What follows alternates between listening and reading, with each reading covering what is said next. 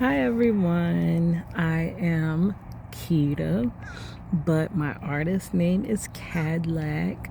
I'm coming through today. It is September the 9th, 2025. About to go take my nephew out for his birthday. I wanted to come through really quickly and tell another testimony story. I know I have not been on this channel in a while, but because I do have another channel, and then that channel, I advocate for my family. I am attempting to get my family back together again. As chosen ones, the entire most happens to us. So I spend so much time over there because of what that channel means. But I was inspired by watching Miss Letitia, who is Wisdom Speaks Truth. She has been telling her testimonies, and they are so inspirational. And to God be the glory. Her testimonies are really making differences in our lives, those who watches her testimonies. She is an excellent storyteller. If you look at my last testimony on this channel, I was testifying of how I deal with how God is bringing me through like ADHD.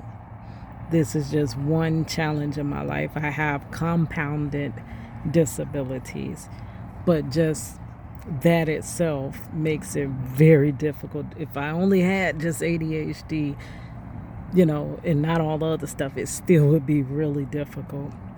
But how I can't even understand how I got to where I am. I'm 44 years old, and it is nothing but the grace of God that has gotten me thus far, like the footprints in the sand. There's no way, with all the things that I've had like going on with me, that I could have made it, but I did, to his glory.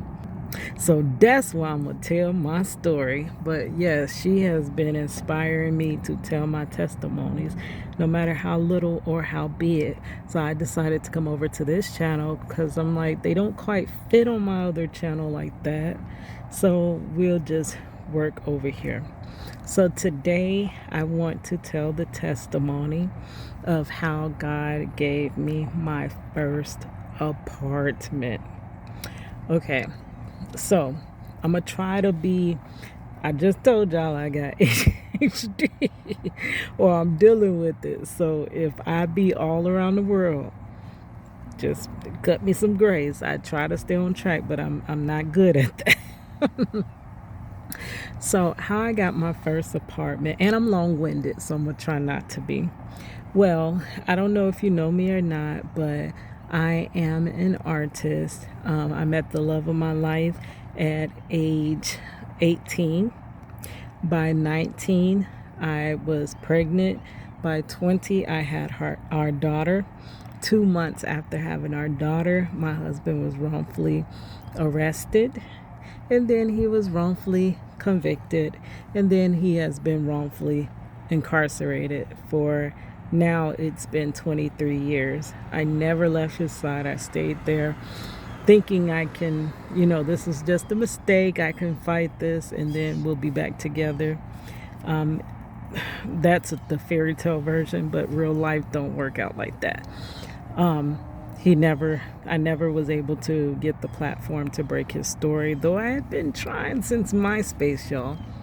So it led me to basically being a single mother, and I was raising our daughter alone. I went from having my husband there with me, paying daycare, paying this, paying that, to you're on your own. You're on your own, sis. So I always wanted, at that time I was living with my parents, but I always wanted my own place. Once I tell you a little bit more about my childhood, you'll understand why I needed my own place. I am, and if y'all are chosen ones, just give me 1 second. If y'all are chosen ones, y'all know why y'all don't fit in. It's the same reason. I am the black sheep of the family. I am the scapegoat of the family. I am the one that everyone blames, that everyone needs when they need help. I don't have nobody when I need help. So this is why I kind of need my own place and my own space. People overreach, no boundaries, things like that. So I always wanted to move. Like I could not, you know how I can't wait till I'm grown so I can get out this house. I had that feeling all growing up because simply fact, I was one of 5 sisters, but I was always treated different than everybody else. And I knew it and I felt it, but the parents will always deny it. Parents are gonna gaslight you to think that that is not true. I love all my children the same. I treat all of you the same. And I'm like, are you sure you do? But they will never admit it. Most parents will never admit it. I had one person that I worked with, and she admitted as parents, and she said that parents will never say that, but we do love all our children differently. I only have one child, so I can't tell you, but I knew from my experience that I was loved differently than my other siblings. So I just needed to go. I needed to get out of that house. I grew up in a chaotic, it was so much chaos, confusion, overwhelmingness, and I know now this is where that anxiety stem from, and I'm thinking some of these other issues I go through stem from that household, my early childhood household. It was so much noise, so much. So it's my daughter texted me. She's always changing plans. We make a plan and then she always changes it. Okay, I'll deal with that later. So at the time that my husband kind of left us, not purposely, but he had to go, he was snatched out of our lives, I was working, making $5.50 an hour. Oh, I'm sorry. I had just got my first job at Walmart. So I was making $7.50 for working overnight, the graveyard shift. I had to work the graveyard shift because I did not have enough for daycare. So I would have to watch our daughter during the day. I went to hair school in the evening, and then I worked all night. So I barely slept. I don't know. This is the grace of God how I made it through that time. So I started to get really, really depressed and I dealt with depression a lot in my life. That will be a separate testimony of overcoming depression. But I was really depressed. One, because my family was broken up before it can start. And I was only 20 years old, 20 and 21. So this is the time, I was really young looking back, dealing with some crazy situations. So I was depressed from that. All I wanted was my family. It seemed like every place I went, I just seen everybody with their families. I would see grocery shopping, fathers and daughters, and that just broke my heart. I would see husband and wives shopping, and I always imagine myself shopping down the I don't know why, but the laundry aisle, because I love the smells in the laundry aisle, the fabric softeners, and I always wanted to buy laundry detergent with my husband, which is crazy, but I never could. So I wanted to move out, but I ended up having to raise our daughter in my parents' home. So my parents were kind of like, they didn't give me all the leeway to raise my daughter the way I saw fit. It was kind of like I was their child, and then therefore my child, was their child under me. So I had to listen to them, and our daughter had to listen to them. So it was kind of crazy. So I still was kind of in a child's place. You understand what I mean? And you don't feel grown until you're on your own.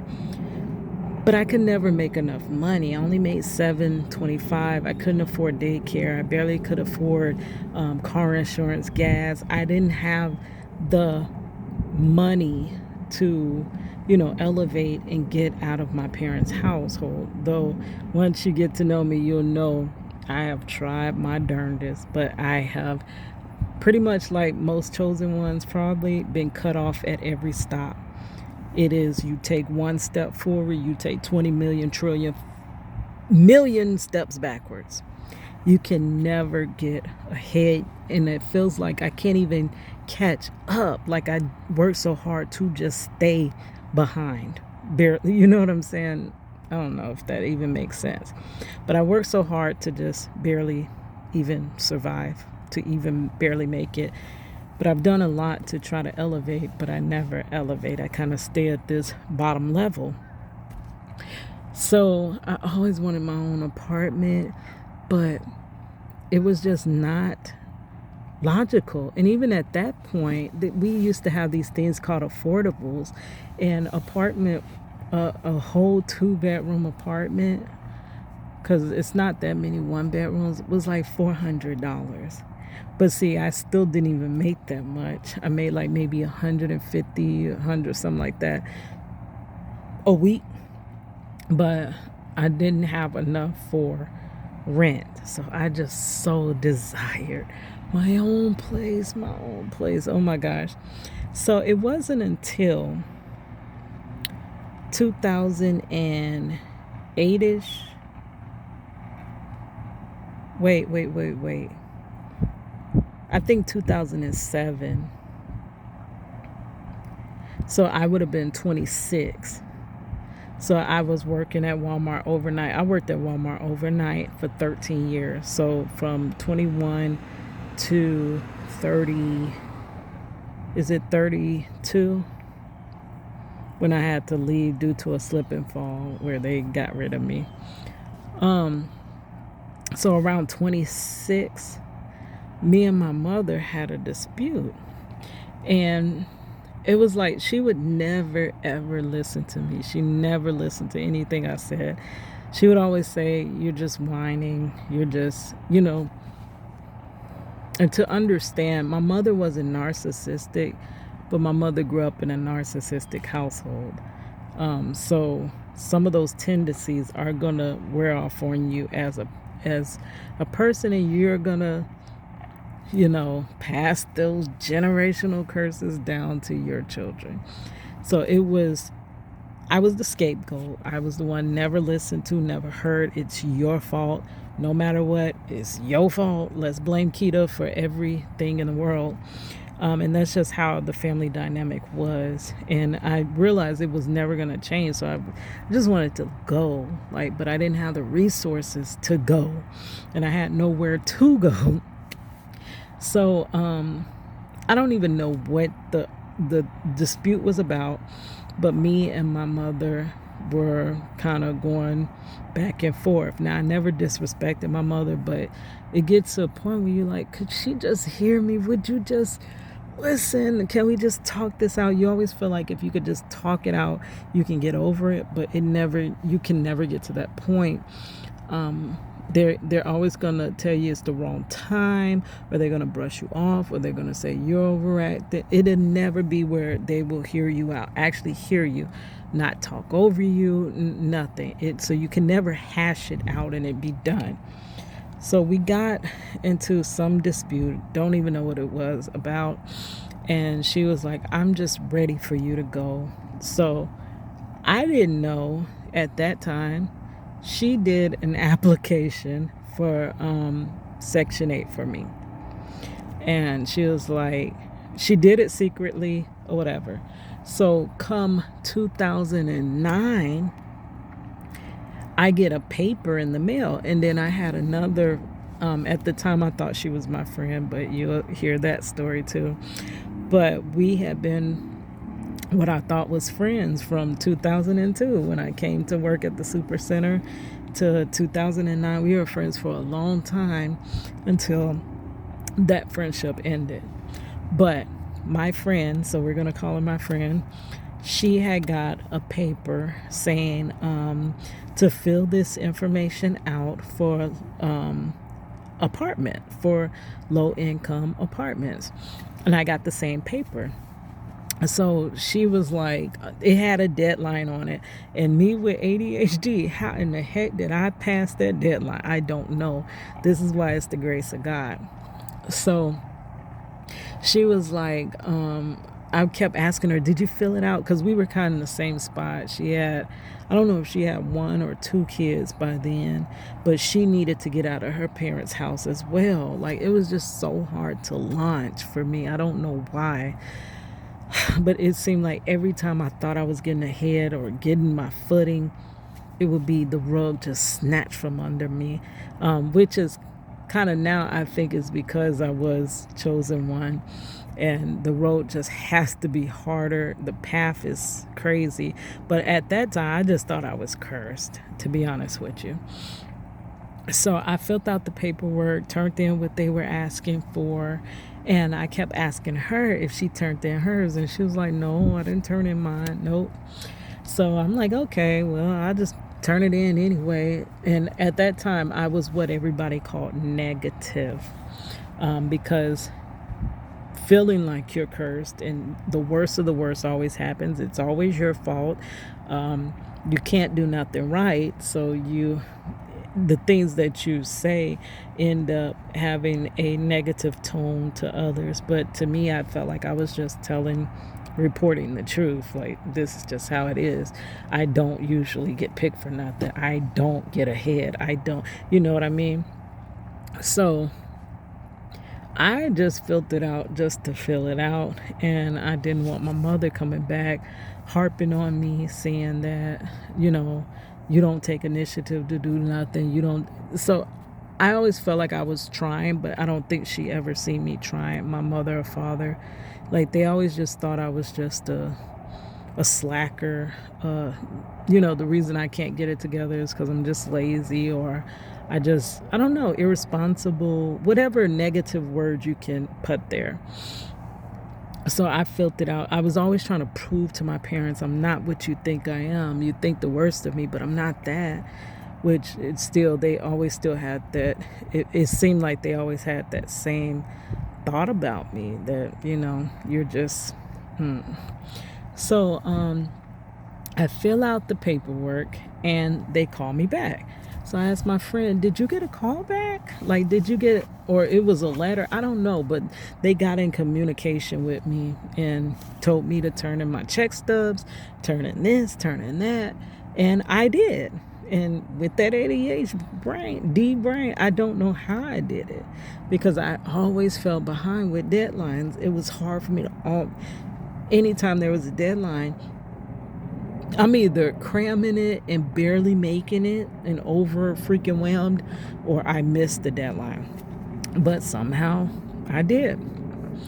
I asked my friend, and she's like, no, I didn't do it. And I'm like, oh, you don't want to get your apartment, girl? Because we always would talk about finally getting our own apartments, finally getting off the night shift, finally going back to school and bettering ourselves. Because when you get to working overnight, they call it shift work disorder.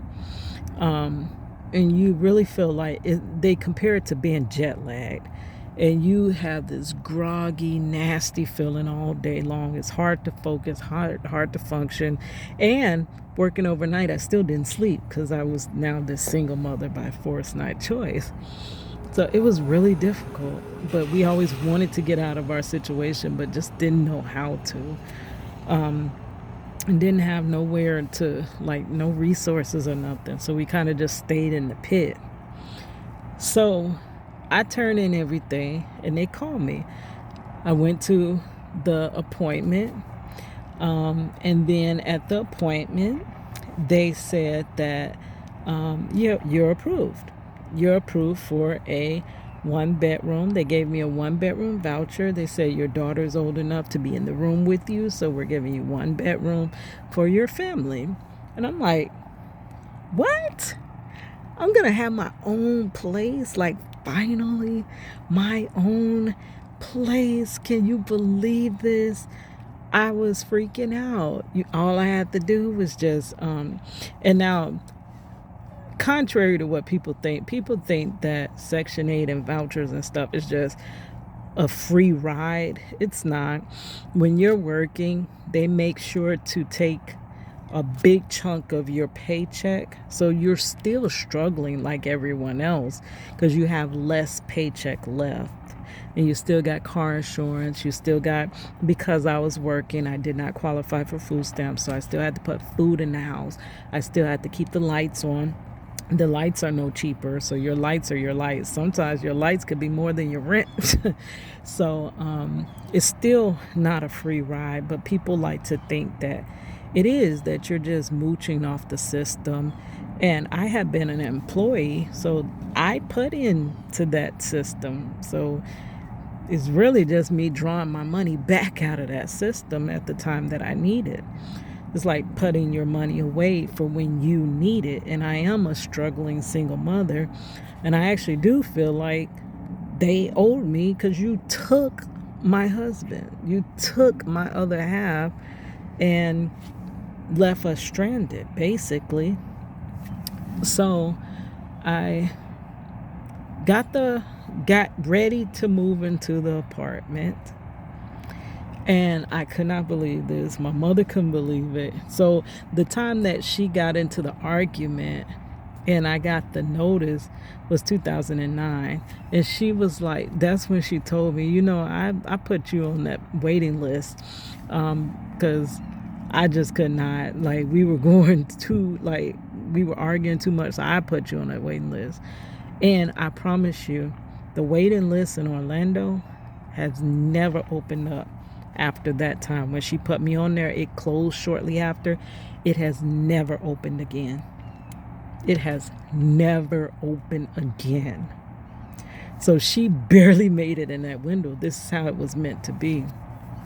So I went down there. They approved me for the voucher. Then I had to go to the apartment, looking around for apartments. Then it wasn't so hard to find one. You could find an apartment and live pretty much anywhere you wanted to in Orlando. And I didn't want to go far from my parents, but I just didn't want to be in the same household. So I moved down the street. I had an apartment like right down the street from them. And I went for everything to be done because Section 8 has to come inspect the apartment. They have to do this, do that. And when I went to the next appointment, they was like, Miss Dixon, I'm sorry. You don't qualify for Section 8. And I'm like, huh? Are you kidding me? Now, this is where, you know how I said people say I'm just negative? And I'm like telling myself, Keita, you should have knew this was not going to work out. It never works out for you. Why did you even get your hopes up? Why did you even think so this is the dialect between me and myself. So I'm like, what y'all talking about? Like, you had me go sign a lease. I signed the lease because you told me I qualified. So they told me, no, I'm sorry. It was a mistake. We shouldn't have even called you. We never should have even called you. And basically, I'm sorry, you're on your own. You signed the lease. I'm like, what? I wouldn't even sign no lease. You know I can't afford this. So they basically, at that point, they was like, the girl that did your paperwork, she added up your income incorrectly. And it looked like we were only calling back people that were homeless or people that made very bad, because I didn't make nothing. So I guess they had to be almost non-income individuals. So there was like, the way she added it up as though you did qualify, but no, you don't. But I had already signed the paperwork and I had already signed the lease. And now they're coming back telling me I don't qualify. I'm like, hold on. I need to speak to the manager. And I'm not that type. I'm so shy. I'm so It's hard for me to speak up for myself, but I gotta force myself because I've been in some hard situations, just like with my husband. It's hard, but I have to speak up against these individuals about injustice, and they don't. They're the upholders of injustice, so it's hard to. It's almost like God has made me have to be bold, and it's hard for me to be bold. But I've always been in these situations where only your boldness is going to get you out. So that's the boldness of the Holy Spirit, because that I'm not bold at all. So I'm like, let me speak to the manager because you made me sign this lease, and now you're telling me I don't qualify. And she goes out, the lady goes out, and she comes back. You know my mind, because I'm negative. I'm like, that ain't even gonna help anyway, but whatever, we'll just see what's gonna happen. I always prepare myself for the worst. And then she comes back and she's like, all right, so just go ahead, move into your apartment, just go ahead, just. And I'm like, and I'm surprised. I'm surprised because only bad stuff happens to me, like literally. But I'll tell you where some more bad stuff did happen with that apartment. But that is the story of how I got my first apartment. And it was 2009. No, in 2009 I got qualified for the apartment and had to do all the paperwork and stuff. By 2010 January, I was moving into my first apartment, and that's when that Alicia Keys song, that if you ask me, I'm ready, that was out. That was I set up my first phone line. That's when my husband was able to call me collect, because I had the choice. My mother would not allow me to have the phone for collect phone calls, so I was able to set up the phone line so he can call. He was able to call and talk to our daughter on the phone for one of the first times.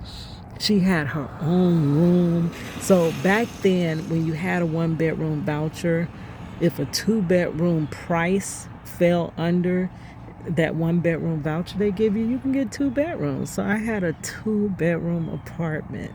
I went from living, like Drake said, living in my mama's basement. I was living in my mama's back room. I went from living in my mama's back room to a 2-bedroom apartment. My rent, I can't remember how much it was, but I want to say it was about two something. Like I say, the rent and the lights kind of ran neck and neck. But this was the first time. I had never learned to cook because I'm an artist.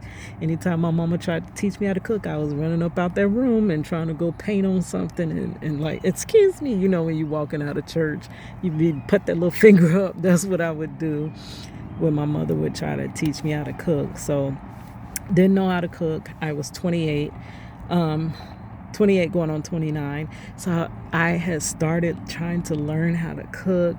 Me and my daughter were finally feeling like, you feel like more of a family, because now I feel like I can be the head of the household and not just a child over another child, which my daughter would be the child, like nested. You feel like you're actually the head of your household. Finally living on my own, I would open up the windows and I'd be cooking, and I would let my daughter go out and play in the little playground in the backyard. I tried to decorate myself. Like, it was the first time, like, oh my gosh. And I literally was like right down the street from my parents, so everything was perfect. And I'm going to end that story right there. But you already know there was some ish that happened right after that. But that's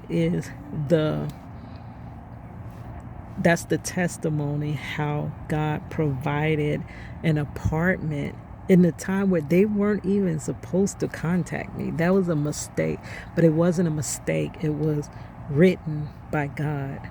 And that list have been closed ever since my mother. I didn't even put myself on that list.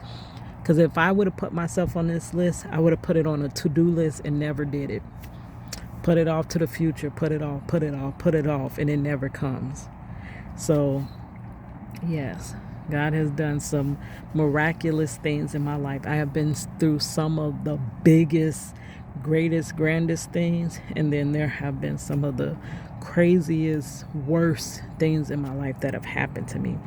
But, anyways, I was inspired to tell my testimony by Miss Wisdom Speaks Truth. Congratulations on your wedding. She even tells the story of how she never seen herself like that married. Well, God showed her, but she just didn't see it for herself.